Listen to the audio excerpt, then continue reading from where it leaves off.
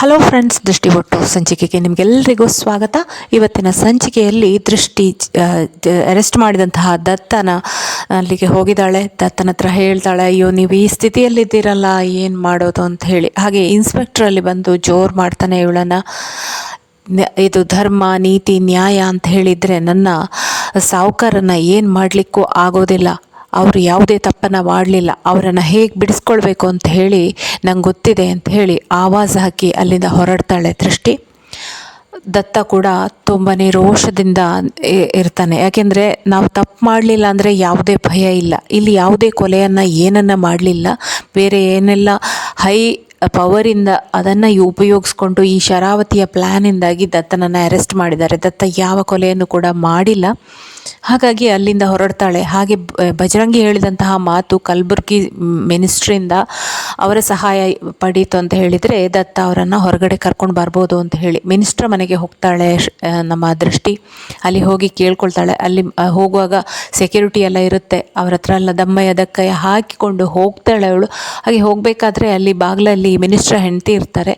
ಅವ್ರ ಹತ್ರ ಹೇಳ್ತಾರೆ, ನಾನು ಹೀಗೀಗೆ ದತ್ತಾ ಶ್ರೀರಾಮ್ ಪಾಟೀಲ್ ಅವರ ಹೆಂಡತಿ, ನಾನು ಅವರನ್ನು ಸುಮ್ಮನೆ ವಿನಾಕಾರಣ ಅರೆಸ್ಟ್ ಮಾಡಿದ್ದಾರೆ. ಯಾವುದೋ ಒಂದು ಹಳೆ ಕೇಸಿಂದ ವಿಷಯವಾಗಿ, ಅದರಲ್ಲಿ ನನ್ನ ಗಂಟ ಯಾವುದೇ ತಪ್ಪು ಮಾಡಲಿಲ್ಲ, ನಿರಪರಾಧಿ ಅವರು, ಯಾವುದೇ ತಪ್ಪನ್ನು ಮಾಡಿಲ್ಲ. ಅವರನ್ನು ವಿನಾಕಾರಣ ಜೈಲಿಗೆ ಹಾಕಿದ್ದಾರೆ. ಅವರನ್ನು ಮಿನಿಸ್ಟ್ರ ಸಹಾಯ ಇತ್ತು ಅಂತ ಹೇಳಿದರೆ ಅವರನ್ನು ಹೊರಗೆ ಕರ್ಕೊಂಡು ಬರ್ಬೋದು, ದಯವಿಟ್ಟು ಅವರಿಗೆ ಹೇಳಿ ಅಂತ ಹೇಳಿ ಬೇಡ್ಕೊಳ್ತಾಳೆ. ಕಣ್ಣೀರು ಹಾಕಿ ಬೇಡ್ಕೊಳ್ತಾಳೆ ನಮ್ಮ ದೃಷ್ಟಿ. ಆಗ ಮಿನಿಸ್ಟ್ರ ಹೆಂಡತಿ ತುಂಬ ಒಳ್ಳೆಯವರಾಗಿರ್ತಾರೆ. ಅವರಿಗೆ ಅಯ್ಯೋ ಪಾಪ ಅಂತ ಅನಿಸ್ತದೆ. ನೀನು ದತ್ತಾ ಪಾಟೀಲ್ ಅವರ ಹೆಂಡತಿಯ, ನೋಡ ನಾನು ಮಾತಾಡ್ತೇನೆ ಅಂತ ಹೇಳಿ ಒಳಗಡೆ ಅವಳ ಗಂಡ ಮಿನಿಸ್ಟ್ರು ಕಲಬುರ್ಗಿ ಸಾಹೇಬರು ಇರ್ತಾರೆ. ಅವ್ರ ಹತ್ರ ಹೋಗಿ ಹೇಳ್ತಾಳೆ, ಇವರು ದತ್ತಾ ಪಾಟೀಲ್ ಅವರ ಹೆಂಡತಿ ಬಂದಿದ್ದಾಳೆ ಅಂತ ಹೇಳಿ. ಈಗ ಆ್ಯಕ್ಚುಲಿ ಇಲ್ಲಿ ಈ ಎಲ್ಲ ಹುನ್ನಾರವನ್ನು ಮಾಡಿದೆ ಈ ಒಂದು ಕಲಬುರ್ಗಿ ಸಾಹೇಬರು. ಶರಾವತಿಗೆ ಅವರ ಪರಿಚಯ ಇದೆ. ಶರಾವತಿ ಮತ್ತು ಕಲಬುರ್ಗಿ ಸಾಹೇಬರು ಸೇರಿಕೊಂಡೆ ನಮ್ಮ ದೃಷ್ಟಿ ಯಜಮಾನ್ರು ನಮ್ಮ ದತ್ತಾಬಾಯಿ ಅವರನ್ನು ಅರೆಸ್ಟ್ ಮಾಡಿದ್ದಾರೆ. ಹಾಗಾಗಿ ಇಲ್ಲಿ ಈಗ ಬಿಡುಗಡೆ ಮಾಡಲಿಕ್ಕೆ ಆ ಒಂದು ಕಲಬುರ್ಗಿ ಸಹಾಯ ಮಾಡ್ತಾ ಇಲ್ಲ, ಮಿನಿಸ್ಟ್ರು ಸಹಾಯ ಮಾಡ್ತಾ ಇಲ್ಲ. ಆಗ ಬರ್ತಾರೆ, ಮಾತಾಡ್ತಾರೆ. ಅವರು ಈಗ ಆಲ್ರೆಡಿ ಅರೆಸ್ಟ್ ಆಗಿದೆಲ್ಲ, ಇನ್ನೇನು ಮಾಡಲಿಕ್ಕೆ ಆಗೋದಿಲ್ಲ ಅಂತೇಳಿ ಹೇಳ್ತಾರೆ. ಅರೆಸ್ಟ್ ಆಗೋ ಮೊದಲೇ ಗೊತ್ತಾಗಿದ್ದರೆ ಏನಾದರೂ ಮಾಡ್ಬೋದಿತ್ತು. ಇನ್ನೀಗ FIR ಕೂಡ ಹಾಕಿ ಆಯ್ತು, ಇನ್ನೀಗ ನನಗೆ ಏನು ಮಾಡಲಿಕ್ಕೆ ಆಗೋದಿಲ್ಲ, ನಾಳೆ ನೋಡುವ ಅಂತ ಹೇಳಿ ನೀನು ಈಗ ಹೋಗಮ್ಮ ಅಂತ ಹೇಳಿ ಮಿನಿಸ್ಟ್ರು ಸಹಾಯ ಮಾಡೋದೇ ಇಲ್ಲ.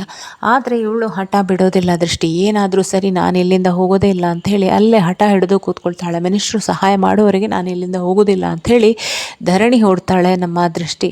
ರಾತ್ರಿ ಆಗಬೇಕಾದ್ರೆ ಚಳಿಯಲ್ಲಿ ನಡುಗ್ತಾ ಇರ್ತಾಳೆ. ಆಗ ಮಿನಿಸ್ಟ್ರ ಹೆಂಡತಿ ಬಂದು ಹೇಳ್ತಾರೆ, ನೋಡಮ್ಮ ನೀನೀಗ ಮನೆಗೆ ಹೋಗು, ಯಾಕೆಂತ ಹೇಳಿದರೆ ತುಂಬ ಚಳಿ ಇದೆ, ರಾತ್ರಿ ಇಡೀ ಇಲ್ಲಿ ಇದ್ದರೆ ನಿಮಗೆ ಕಷ್ಟ ಆಗ್ಬೋದು ಅಂತ. ಏನು ಕಷ್ಟವೂ ಇಲ್ಲ, ತೊಂದರೆನೂ ಇಲ್ಲ. ನನ್ನ ಗಂಡ ಪಾಪ ಜೈಲಲ್ಲಿದ್ದಾರೆ. ಅವರಷ್ಟು ಕಷ್ಟದಲ್ಲಿರುವಾಗ ನಾನು ಹೇಗೆ ಇಲ್ಲಿ ನನಗೇನು ತೊಂದರೆ ಆಗ್ತದೆ, ಅವರಿಗೆ ಆರೋಗ್ಯ ಇದ್ದರೆ ಅವ್ರು ಚೆನ್ನಾಗಿದ್ದರೆ ನಾನು ಚೆನ್ನಾಗಿರೋದು ಅಷ್ಟೇ ಅಂತೇಳಿ ಹೇಳ್ತಾಳೆ. ಹಾಗೆ ಅವಳು ಮಿನಿಸ್ಟ್ರ ಹೆಂಡತಿ ಹೋಗಿ ಹೇಳ್ತಾರೆ, ನೋಡಿ ಅವಳು ಹೋಗಲಿಲ್ಲ, ಇನ್ನೂ ಕೂಡ ಅಲ್ಲೇ ಇದ್ದಾಳೆ ಅಂಥೇಳಿ. ಆಗ ಈ ಮಿನಿಸ್ಟ್ರು ಶರಾವತಿಗೆ ಹೋಗಿ ಫೋನ್ ಮಾಡ್ತಾರೆ, ಆ ಹೆಂಗಸು ಇಲ್ಲಿ ಬಂದು ಕೂತಿದೆ ಅಂತ ಹೇಳಿ.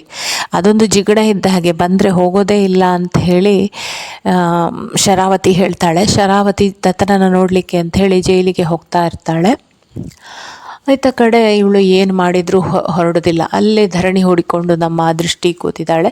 ಆತ ಕಡೆ ಬಜರಂಗಿ, ಸೈಲೆಂಟ್ ಮತ್ತು ಶರಾವತಿ ಎಲ್ಲರೂ ಕೂಡ ಜೈಲಲ್ಲಿ ಹೋಗಿ ದತ್ತನನ್ನು ಮಾತಾಡಿಸ್ತಾರೆ. ದತ್ತು ಅಂತ ಹೇಳ್ಕೊಂಡು ಶರಾವತಿ ನಾಟಕ ಮಾಡ್ತಾಳೆ. ಏನೂ ಆಗಲ್ಲಕ್ಕ, ಇದು ಯಾರೋ ಕುತಂತ್ರದಿಂದ ನನ್ನನ್ನು ಒಳಗೆ ಹಾಕಿದ್ದಾರೆ, ಹೇಗೆ ಹೊರಗೆ ಬರಬೇಕು ಅಂತ ನಂಗೆ ಚೆನ್ನಾಗಿ ಗೊತ್ತಿದೆ, ನನಗೇನಾಗಲ್ಲ, ನಾನು ಬರ್ತೇನೆ ಅಂತ ಹೇಳಿ ಹೇಳ್ತಾನೆ ದತ್ತ.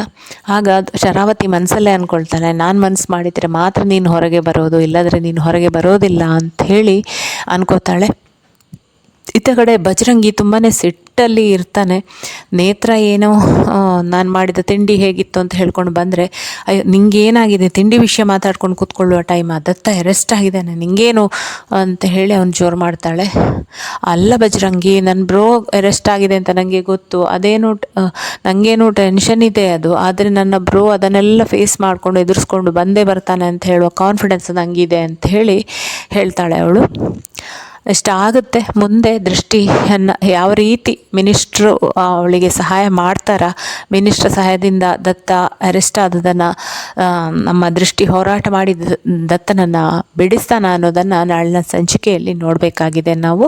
ಫ್ರೆಂಡ್ಸ್, ನಿಮಗೆ ಈ ವಿಡಿಯೋ ಇಷ್ಟ ಆದರೆ ಖಂಡಿತ ಲೈಕ್ ಮಾಡಿ, ಶೇರ್ ಮಾಡಿ, ಹಾಗೆ ಸಬ್ಸ್ಕ್ರೈಬ್ ಮಾಡ್ಕೊಳ್ಳಿ. Thank you.